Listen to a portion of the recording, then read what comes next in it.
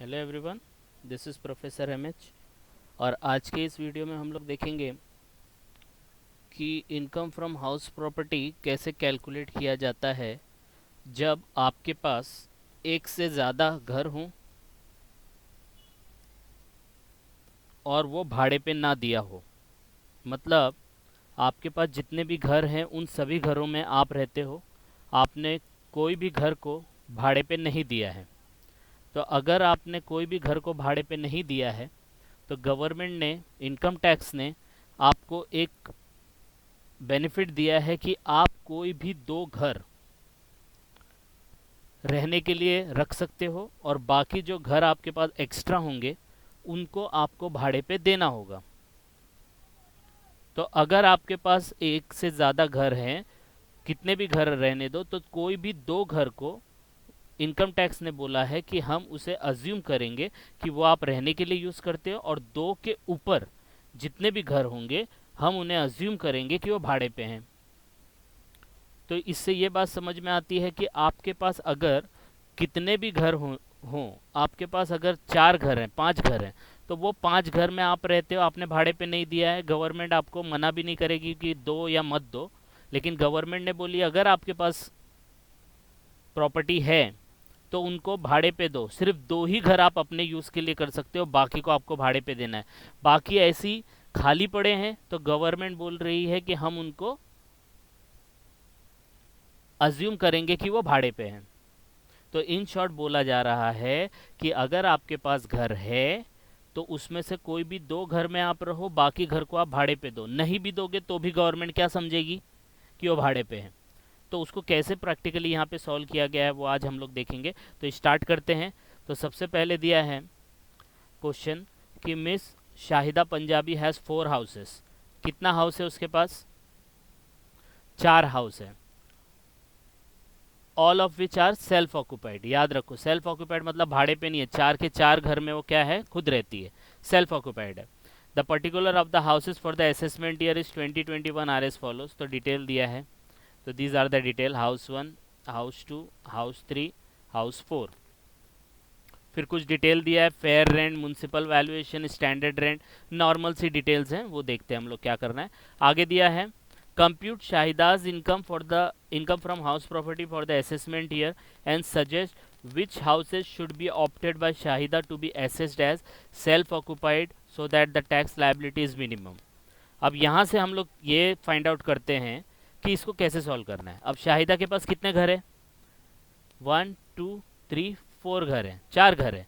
तो गवर्नमेंट ने और शाहिदा ने क्या बोला है कि ये सब क्या है, सेल्फ ऑक्यूपाइड है, मतलब वो चार के चार घर में रहती है। गवर्नमेंट ने मना नहीं किया है कि आप 4 घर में, क्या 10 घर में आप नहीं रह सकते, आप रह सकते हो। लेकिन गवर्नमेंट ने बोला है अगर आपके पास दो से ज़्यादा घर हैं तो दो घर को आप सेल्फ ऑक्यूपाइड मानो, मतलब रहने के लिए मानो, और बाकी जितने भी बचे हुए घर हैं उनको भाड़े पे दो। आप नहीं देते हो मत दो, लेकिन हम लोग तो अज्यूम करेंगे। कौन अज्यूम करेगा? इनकम टैक्स अज्यूम करेगा कि हाँ वो सब भाड़े पे है। तो दो घर को छोड़ के बाकी जितने भी घर बचेंगे जो भाड़े पे नहीं है, गवर्नमेंट अज्यूम करेगी कि वो भाड़े पे है और उसके ऊपर टैक्स लगाएगी। अब कौन से दो घर को सेलेक्ट करना है कि सेल्फ ऑक्यूपाइड है और कौन से घर को अज्यूम करना है कि वो भाड़े पे है? तो गवर्नमेंट ने, इनकम टैक्स ने ये वाली चॉइस है ना एसएससी के ऊपर छोड़ दी है कि आप लोग डिसाइड करो कौन से दो घर में आप रहना चाहते हो और कौन से दो घर आप भाड़े पे देना चाहते हो लेकिन नहीं दिया, लेकिन हम लोग अज्यूम करेंगे कि वो भाड़े पे हैं। तो ये सब कैसे पता चलेगा कि कौन सा हाउस लेना चाहिए? तो चारों हाउस का पहले normal income from house property निकालेंगे।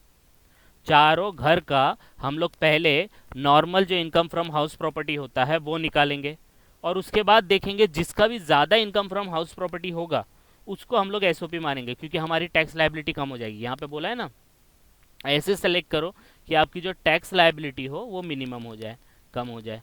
तो कैसे करेंगे? तो आपको पता है इनकम फ्रॉम हाउस प्रॉपर्टी निकालने के लिए सबसे पहले हम लोग rent as per the government, जिसको हम लोग एक्सपेक्टेड रेंट कहते हैं, और रेंट एज पर यू, जिसको एक्चुअल रेंट कहते हैं, वो स्टार्टिंग पॉइंट होता है। तो वैसे ही स्टार्ट होगा। तो स्टार्ट करते हैं। सबसे पहले लिखेंगे serial number, particular, house 1, house 2, house 3, house 4। यहाँ पे डबल कॉलम बनाने की ज़रूरत नहीं, 4 घर है, 4 कॉलम बनाओ। फिर हम लोग लिखेंगे, आपको पता है स्टार्ट होता है फेयर रेंट म्यूनसिपल वैल्यूएशन। तो सबसे पहले फेयर रेंट है, ये पूरा का पूरा कॉपी पेस्ट है, यहाँ से ही कॉपी करना है। ये जो डिटेल आपको दिया है ये ही सब कॉपी पेस्ट है यहाँ पे, तो इसलिए यहाँ पे लिखा फेयर रेंट, म्यूनसिपल वैल्यूएशन, जो अमाउंट दिया है डायरेक्टली डिट्टो उसको लिखना है। ठीक है, म्यूनसिपल वैल्यूएशन दिया वो लिख दिया। अब इन दोनों में से क्या करने का, हायर लेने का। इन दोनों में से हायर कौन सा है, अभी जैसे 3 लाख है, 3 लाख और 2,75,000, इसमें से कौन सा बड़ा है, 3 लाख है तो 3 लाख आएगा। यहाँ पे कौन सा है, 3,60,000 है, यहाँ पे कौन सा है 4 लाख है, यहाँ पे कौन सा है 3,90,000 है। ओके, तो ये अमाउंट आएगा, देखो यहाँ पे आया कि नहीं आया, हायर आ गया। अब चौथा पॉइंट कौन सा लिखने का, स्टैंडर्ड रेंट। तो नेक्स्ट इज स्टैंडर्ड रेंट दिया है। अब इन दोनों में कंपेयर करने का लोअर, दोनों में से छोटा कौन सा है, तो 3 लाख, इन दोनों में से छोटा कौन सा है 3,20,000, इसमें से छोटा 3,10,000, इसमें से छोटा 3,90,000। तो ये आएगा आपका next, that is your lower of 3 and 4, that is called expected rent. और आरएलवी, आरएलवी का फुल फॉर्म होता है रीजनेबल लेटेबल वैल्यू। तो ये rent as per the government है। तो क्या रूल, एकदम सिंपल सा रूल है, fair rent municipal valuation higher, higher standard whichever is lower. Fair rent municipal higher, higher standard whichever is lower. जो amount आएगा that is your rent as per the government. तो government ने बोला है भाई ये rent होगा आपका पूरे साल का, तो एज पर द गवर्नमेंट हो गया। अब गवर्नमेंट बोलती है, इनकम टैक्स बोलती है अब आपके हिसाब से कितना रेंट है वो निकालो। तो आपको जितना रेंट मिला होगा वो लिखेंगे ना, लेकिन आपको कोई रेंट मिला क्या, आपको कोई रेंट मिला, आपको रेंट ही नहीं मिला, क्योंकि आप सब में, शाहिदा सभी चारों घर में रहती है। तो यहाँ पे हम लोग का एक्चुअल रेंट क्या हो जाएगा, not available, not available, not available, right. अब ये जब दोनों आ जाएगा 5 और 6, ये दोनों में से कंपेयर करने का और सबसे बड़ा लेने का। तो इन दोनों में से बड़ा कौन सा है, हायर, तो यही आ जाएगा ना, 3 लाख, 3,20,000, 3,10,000, 3,90,000। तो यही वाला हम लोग लिख देंगे GAV, gross annual value higher of 5 and 6, क्योंकि 6 पॉइंट तो है ही नहीं। ये गवर्नमेंट के हिसाब से हम लोग फॉर्मेट फॉलो कर रहे हैं। तो fair rent municipal higher, higher standard lower, आपका गवर्नमेंट के हिसाब से रेंट आ गया एक्सपेक्टेड रेंट। फिर एक्चुअल रेंट, जो आपके हिसाब से आपको कितना रेंट मिला है वो लिखना है, तो वो तो है ही नहीं, तो उधर पे नॉट एप्लीकेबल लिखा और दोनों में से हायर लिया। ये आपका स्टार्टिंग हो गया ग्रॉस एनुअल वैल्यू। आया समझ में ये part, yes sir no, okay. अब याद रखना GAV जो आता है, GAV के बाद हम लोग को कुछ एक्सपेंसेस माइनस करने पड़ते हैं। मैं जनरलाइज कर रहा हूँ अनऑफिशियल तरीके से, 3 एक्सपेंस माइनस करने पड़ते हैं। कितने, 3, याद रखना GAV के बाद कितने एक्सपेंस माइनस करने पड़ते हैं, 3। कितने एक्सपेंस माइनस करने पड़ते हैं, 3। तो ग्रॉस एनुअल वैल्यू के बाद कितने एक्सपेंस माइनस करेंगे, 3 माइनस करेंगे। तो पहला municipal taxes paid by owner. तो याद रखना म्यूनसिपल टैक्सेस, जिसको प्रॉपर्टी टैक्स भी कहा जाता है, वो माइनस होगा GAV में से पहला, लेकिन वही अमाउंट माइनस होगा जो आपने एक्चुअल में ओनर ने पे किया है। टेनेंट ने पे किया, भाड़ोत्री ने पे किया, तो वो माइनस नहीं करने का। कौन सा माइनस करने का, जो ओनर ने पे किया है। तो चेक करेंगे हमारे पास म्यूनसिपल टैक्सेस है क्या, देखो यहाँ पे दिया है municipal taxes paid during the year. बोला नहीं गया ओनर है कि टेनेंट है, लेकिन हम लोग इसको अज्यूम ओनर करेंगे। फिर municipal taxes for assessment year 18-19 not paid, not paid वाला नहीं लेने का। जब पे होगा तभी माइनस होगा, पे नहीं हुआ तो माइनस नहीं करने का। आया समझ में, and it should be paid by owner. याद रखना भाड़ोत्री पे करेगा तो नहीं लेने का, it should be paid by owner. तो कितना आएगा अमाउंट, 27,000, ये वाला अमाउंट आ जाएगा। तो ये उठा के वहां पे कॉपी करना है, तो यहाँ पे हम लोग माइनस करें, देखो, और जो नॉट पेड है उसको लिख के हम लोग ने डैश मारा। तो याद रखना ऑब्जेक्टिव में भी आ सकता है, municipal taxes paid by owner and it should be paid, not paid due नहीं लेने का, it should be paid by owner only. Clear है। तो जैसे ये माइनस होगा GAV में से तो हम लोग को मिलेगा NAV, नेट एनुअल वैल्यू। आया समझ में। तो मैंने कितना आपको बोला था, 3 एक्सपेंस माइनस करने बोला था, तो एक तो माइनस हो गया, अब 2 और माइनस करेंगे, that is deduction under section 24। तो याद रखना लास्ट के 2 एक्सपेंस जो आप बोल सकते हो, मैं अनऑफिशियल तरीके से इसको एक्सपेंस बोल रहा हूँ जिस तरीके से आपको याद रह सके, एक्चुअल में दे आर कॉल्ड डिडक्शन। तो 2 एक्सपेंस जो है that is deduction under section 24। First is standard deduction 30%, दूसरा है इंटरेस्ट। तो NAV जैसे ही आ जाता है ना, उसके बाद उसका 30% माइनस कर दो, 30% फिक्स है, याद रखना इनकम फ्रॉम हाउस प्रॉपर्टी में 30% इज द रेट, ये एकदम फिक्स है। जैसे ही अमाउंट आएगा एनएवी का 30% माइनस कर देने का। तो यहाँ पे दिया है ना 2,72,500 और 2,66,000, इसके ऊपर 30% लेना है। तो पहला डिडक्शन आएगा, deduction under section 24, standard deduction at the rate of 30% of NAV. जितना आएगा निकाल देने का, 30% of this, 30% of this, 30% of this, जो भी आएगा अमाउंट माइनस करो। लेकिन उसको माइनस करने से पहले इंटरेस्ट देखने का। तो third last expense in income from house property is interest. तो चेक करने का हमारे पास है क्या इंटरेस्ट, देखो यहाँ पे दिया है interest on money taken for repairs of the property. कितना है, 25, 35, 55, 1 लाख। तो 25,000, 35,000, 55,000, 1 लाख। तो डायरेक्ट जाके वहाँ पे माइनस कर देंगे बस। अब ये क्या है, ये अमाउंट में से ये दोनों माइनस कर दो, ये भी और ये भी। तो माइनस करेंगे तो ये आएगा taxable income from house property. तो समझ में आया। तो अगर आपके पास 2 हाउस से ज़्यादा हाउस है और वो सब में आप रहते हो, तो गवर्नमेंट ने बोला है, इनकम टैक्स ने बोला है कि कोई भी 2 घर को आप सेल्फ ऑक्यूपाइड मानो। सेल्फ ऑक्यूपाइड का मतलब होता है कि आप उसको अज्यूम करो कि आप उसमें रह रहे हो, आप रहते चारों में चलेगा, गवर्नमेंट को कोई ऑब्जेक्शन नहीं है। लेकिन गवर्नमेंट को इस बात का ऑब्जेक्शन है कि आपके पास 2 से ज़्यादा है तो उसको भाड़े पे देना चाहिए, क्योंकि गवर्नमेंट को उससे लॉस होता है। अगर नहीं देंगे तो रेंट नहीं आएगा, रेंट नहीं आएगा तो टैक्स नहीं आएगा। तो इसलिए गवर्नमेंट ने बोला कोई भी 2 घर लो, उसमें रहो, बाकी 2 घर के ऊपर या और भी कितने भी ज़्यादा घर है उसको भाड़े पे दो। तो गवर्नमेंट ने ये रिस्पॉन्सिबिलिटी भी आपको दे दी है, आपको चॉइस दे दिया कि कौन से 2 घर को आप एसओपी मानते हो, सेल्फ ऑक्यूपाइड, और कौन से प्रॉपर्टी को आप भाड़े पे मानते हो, जिसको बोलते हैं डीएलओपी, डीम्ड लेट आउट प्रॉपर्टी। याद रखना क्या बोलते हैं उसको, डीम्ड लेट आउट प्रॉपर्टी। तो क्या करने का, कैसे अज्यूम करने का, पहले इन सब को चारों को अज्यूम करने का, ये लेट आउट है, और उसका पहले इनकम फ्रॉम हाउस प्रॉपर्टी निकालने का। तो वो निकाल लिया, ये देखो ये चारों अमाउंट आ गया। अब देखो इसको जज कैसे करने का। तो कोई भी 2 प्रॉपर्टी को एसओपी मानना है, कोई भी 2 प्रॉपर्टी को क्या मानना है, एसओपी मानना है। तो याद रखना, the moment you assume any property as SOP, जैसे ही आपने कोई प्रॉपर्टी को एसओपी अज्यूम किया, तो ये जितना भी कैलकुलेशन है, ये पूरा का पूरा कैलकुलेशन ये नहीं आएगा, पूरा का पूरा कैलकुलेशन ही नहीं आएगा। Fair rent, municipal, higher standard, nothing will come, सिर्फ एक को छोड़ के, क्या, इंटरेस्ट। क्या है, इंटरेस्ट। तो मेरे वीडियो अवेलेबल है इंटरेस्ट ऑन लोन के ऊपर, वो आप पीछे जाके देख सकते हो, उसके अंदर आपको और डीप में समझाया गया है। ओके, तो याद रखना, जिस प्रॉपर्टी को आपने एसओपी अज्यूम किया, उस प्रॉपर्टी में पूरा कैलकुलेशन नील होता है, सिर्फ इंटरेस्ट आता है। और इंटरेस्ट क्या, माइनस हो रहा है ना, लेस हो रहा है, इसलिए हमेशा वो माइनस में होता है। तो कैन आई से income from house property in case of SOP is always in minus. याद रखना, ऑब्जेक्टिव में पूछा जाता है। तो एसओपी का इनकम फ्रॉम हाउस प्रॉपर्टी हमेशा माइनस में होता है।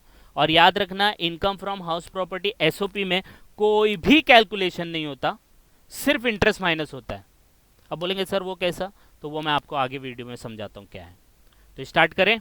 इतना पार्ट समझ में आया आपको, नहीं समझाए तो इसको 1-2 बार और आप देखोगे तो और समझ में आएगा। ठीक है, तो स्टार्ट करते हैं। अब ये 4 प्रॉपर्टी है, तो गवर्नमेंट ने बोला है कि आप डिसाइड करो। तो हम लोग क्या डिसाइड करेंगे, पहला इसको एसओपी मानेंगे, फिर इसको एसओपी, और बाकी को भाड़े पे, डीम्ड लेट आउट प्रॉपर्टी। एक एक करके अज्यूम करेंगे। तो कैसा करेंगे, देखो इधर।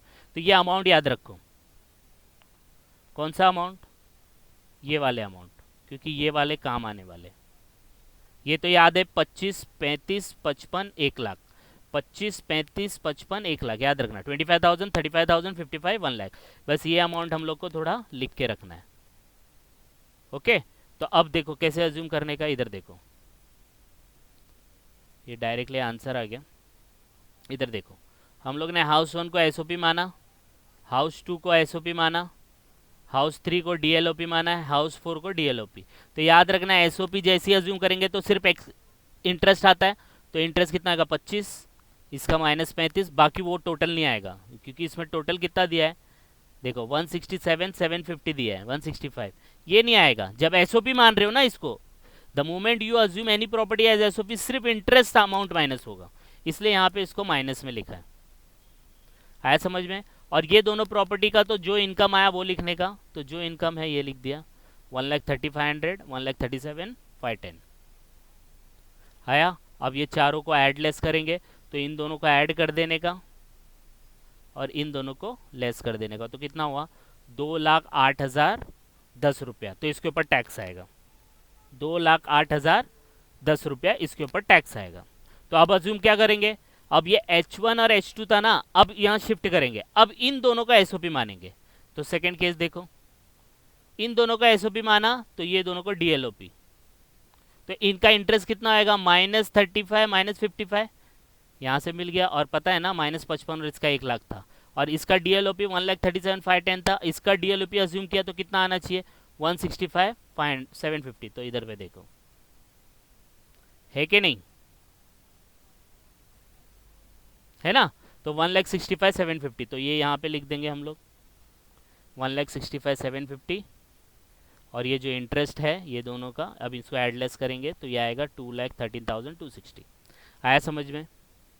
तो क्या करने का बच्चा, पहले कोई भी दो प्रॉपर्टी को अज्यूम करने का एसओपी, उसमें सिर्फ इंटरेस्ट लिखने का, और जो बाकी प्रॉपर्टी आपने अज्यूम किया है लेट आउट, उसका जो actual taxable house property income आ रहा है वो लेने का, फिर चारों को ऐड कर देने का। ऐसा 5 भी आ सकता है, 6 भी आ सकता है, तो सबको ऐड करते जाने का। आपको ज़्यादातर 3 या मैक्सिमम 4 का आएगा, इससे ज़्यादा नहीं आएगा। तो देखने का, तो पहला अगर हम लोग ने ऑप्शन लिया तो 2,08,010 रुपये आ रहा है, दूसरा ऑप्शन लिया तो 2,13,260 आ रहा है, तीसरा ऑप्शन देखते हैं।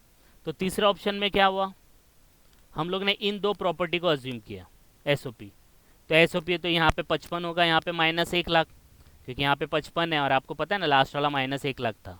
और इन दोनों का कितना आएगा, तो इन दोनों का हम लोग ने अज्यूम किए, डीम लेट आउट है तो 165,750, और इसका 1,51,200, ये कहाँ से आया आप पीछे देख सकते हो। देखो 1 लाख ये दोनों का अज्यूम किया है, तो ये दोनों का ये रहा अमाउंट, और ये दोनों का इंटरेस्ट अमाउंट ये रहा। जिसको एसओपी मानोगे ना उसका सिर्फ इंटरेस्ट लेने का, जिसको एसओपी मानोगे ना उसका सिर्फ इंटरेस्ट आएगा, और जिसको डीम लेट आउट समझा या जो लेट आउट है उसका एक्चुअल अमाउंट आएगा। आया समझ में? तो इसका अगर हम लोग ने ये ऑप्शन लिया तो 1,61,950, देखो कितना कम हो गया। तो और ऑप्शन देखते हैं। अब अज्यूम क्या करेंगे, ये दोनों को अज्यूम करेंगे। तो देखो H1 और H2 को अज्यूम किया, तो अब जब मैंने इसको एसओपी अज्यूम किया तो इसका तो 25,000 है, तो यहाँ से ले लिया, पीछे देखने की ज़रूरत नहीं क्योंकि हम लोग यहाँ पे लिख चुके। इसको डीम लेट आउट लिखा था, तो डीम लेट आउट देखो यहाँ पे 1,51,200 है, तो ये 1,51,200 आ गया। इसको डीम लेट आउट समझा था तो उसका 1,30,500 था, तो यहाँ पे लिख दिया। इसको एसओपी माना है तो वो तो 1 लाख था ही जो हम लोग ने लास्ट में लिया था। अब इन चारों को एडलेस करेंगे, तो जो भी एडलेस करके आया तो देखो 1,56,700 आया, 1,56,700, देखो कम होते जा रहा है। तो और ऑप्शन देखते हैं, नेक्स्ट ऑप्शन क्या है। अब हम दोनों देखेंगे H1 और H3, तो जब H1 को लिया है तो उसका -25,000, देखो इधर पे है। H2 DLOP है तो उसका 1,51,200, इसका SOP माना तो उसका -55, और इसको डीम लेट आउट समझा है तो इधर पे यहाँ पे 1,37,510। क्वेश्चन बार बार रेफर करने की ज़रूरत नहीं, आपको ऐसे भी पता चल जाएगा। आया समझ में? तो इसका टोटल आया देखो, अब बढ़ने लगा 2,08,710। एक और ऑप्शन बचा, सब ऑप्शन देखना पड़ेगा। देखो इन दोनों को लेंगे अब, तो इन दोनों को लिया तो इसका 35, इसका -1 लाख, और इसका 165,750, ये देखो ये रहा। और इसका डीम लेट आउट समझा था तो इसका भी 1,30,500। ठीक है, ये सबको टोटल करेंगे आप, टोटल करने के बाद 1,61,250 आया। अब ये अमाउंट देखने का किस में सबसे कम इनकम है, क्योंकि टैक्स कम इनकम पे कम आता है, ज़्यादा इनकम पे ज़्यादा आएगा। तो ये 6 अमाउंट आ गए, 6 में से कौन सा सबसे छोटा लग रहा है, तो ऑप्शन 4 लग रहा है मुझे, 1,56,700। तो यहाँ पे गलत हो गया है, ये 6 नहीं आएगा, यहाँ पे 4 आएगा। तो out of the above option we will select option 4 as it gives us the lowest income from house property. आया समझ में? तो जब भी आपके पास दो से ज़्यादा प्रॉपर्टी है तो दो में रहने का, बाकी सबको भाड़े पे चढ़ाने का। नहीं भी चढ़ाएंगे कोई प्रॉब्लम नहीं है, लेकिन गवर्नमेंट बोली हम लोग उसको अज्यूम करेंगे वो भाड़े पे है, और जैसे ही वो अज्यूम करता है कि वो भाड़े पे है तो उसके ऊपर टैक्स एप्लीकेबल हो जाता है। आई होप आपको ये समझ में आया होगा। तो इस वीडियो को एक दो बार और देखो तो और ज़्यादा ग्रिप मिलेगा, और कुछ डाउट रहेगा तो आप लोग कमेंट कर सकते हैं। तो that's all for today. Thank you very much. Please like and subscribe for more videos. Thank you.